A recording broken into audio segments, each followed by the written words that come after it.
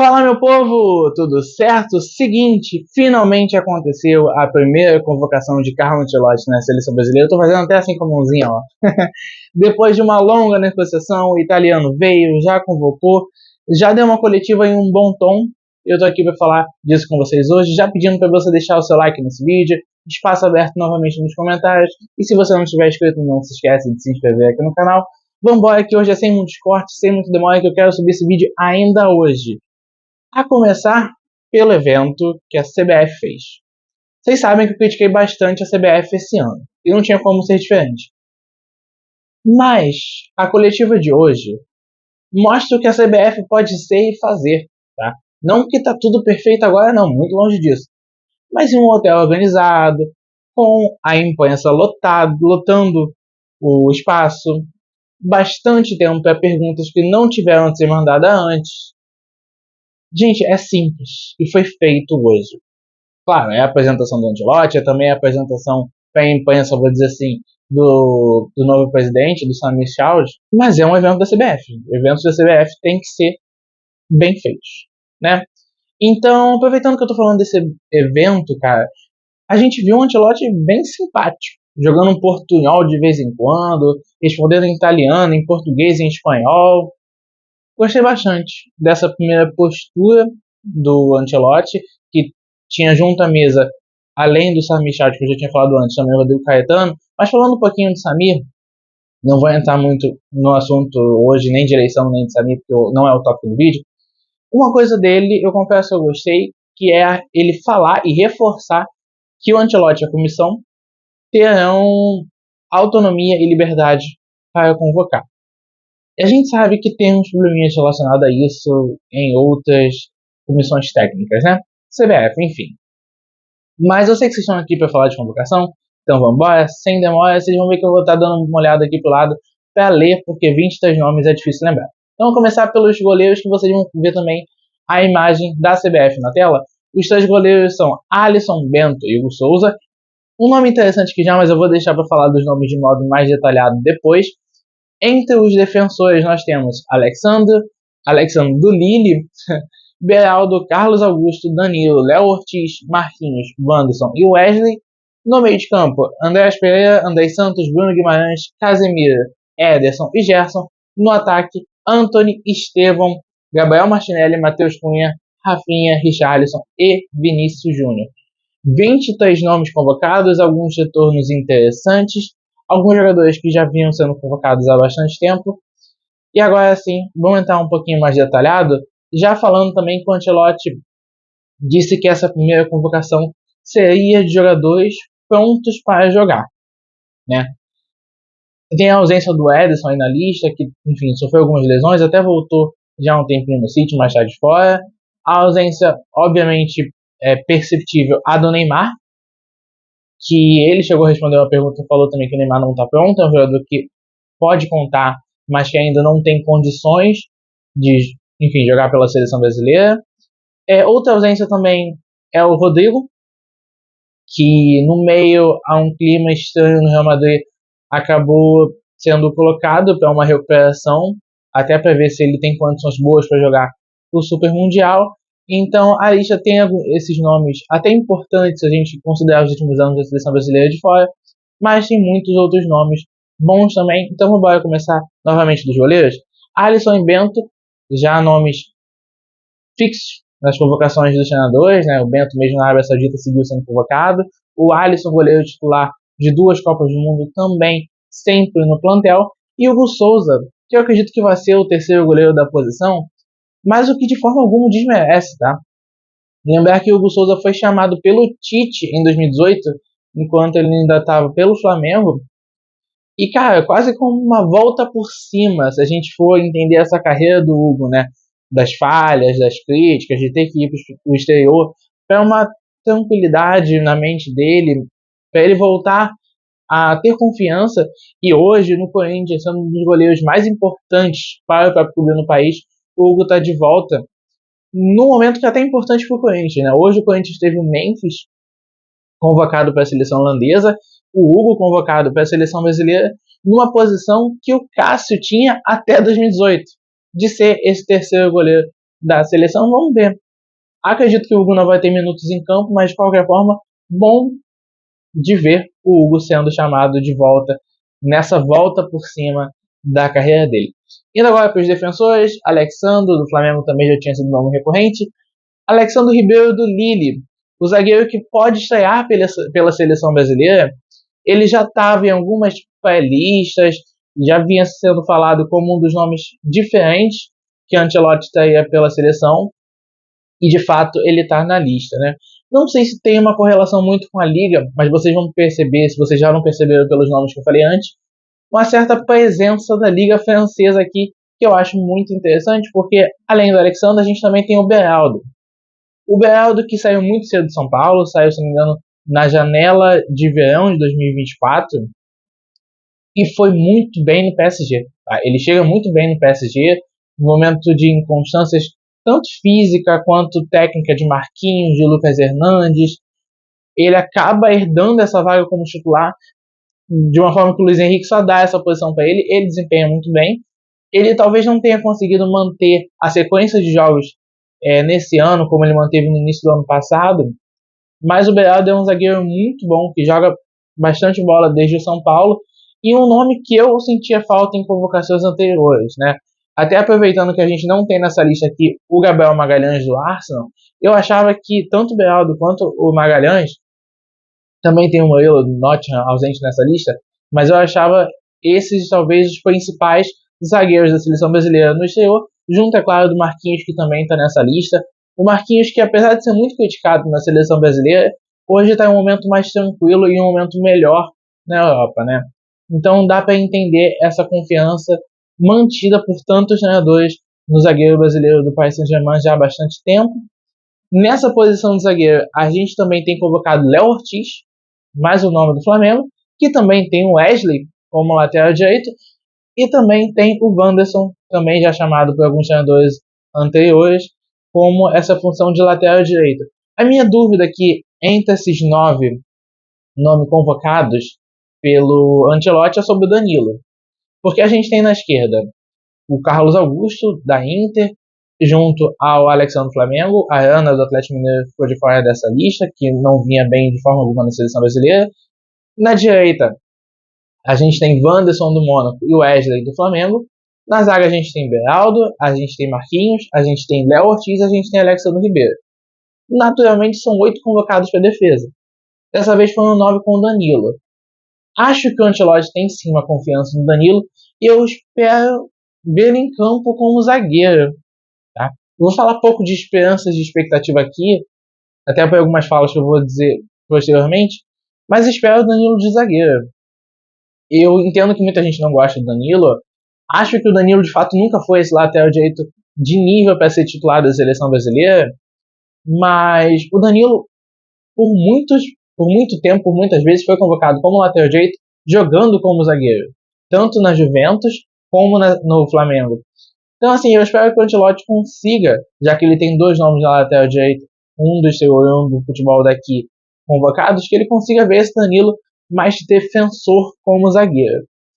Indo agora para o meio de campo, a gente tem a volta, o retorno de Andreas Pereira. O Andreas que cativa um retorno há um tempo, né? Ele que conseguiu também dar a volta por cima em alguns momentos do Fulham. Jogou bola nas últimas edições de Premier League. Está de volta. André Santos.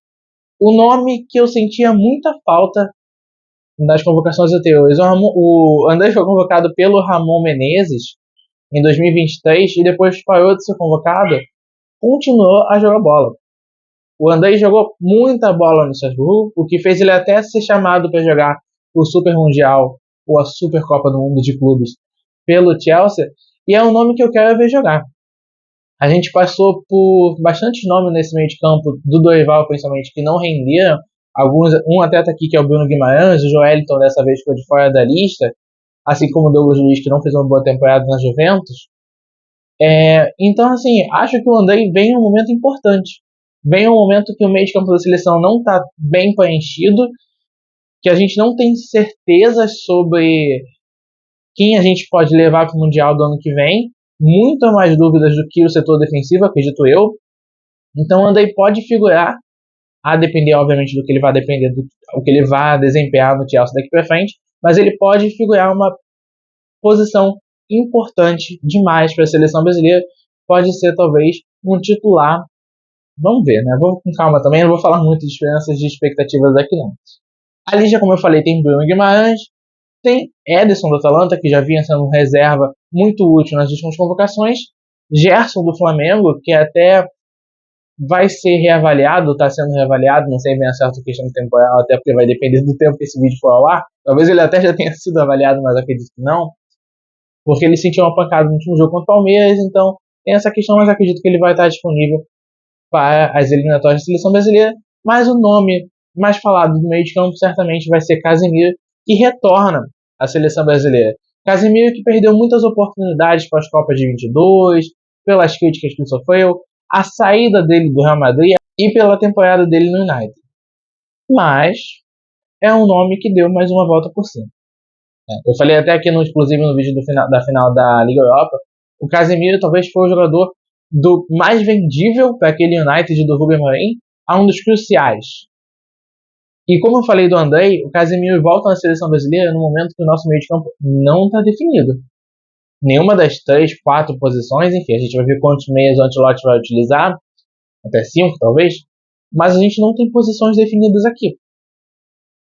Até pelos nomes que eu falei aqui, a gente não tem um 10, né?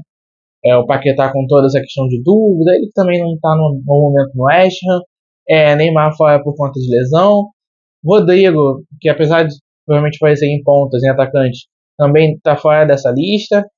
Então assim, o nosso meio, ele é uma interrogação muito grande.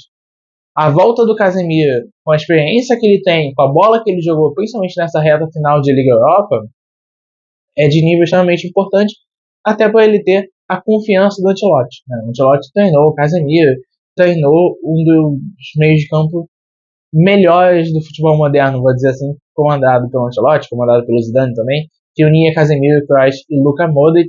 Então, por isso, muito importante, muito bom ter o Casemiro de volta. As pessoas podem falar em questão de idade, né? Até mais o Casemiro do que os outros que retornaram, mas é aquela questão, se o Casemiro for o melhor de fato, ninguém é melhor do que ele, né?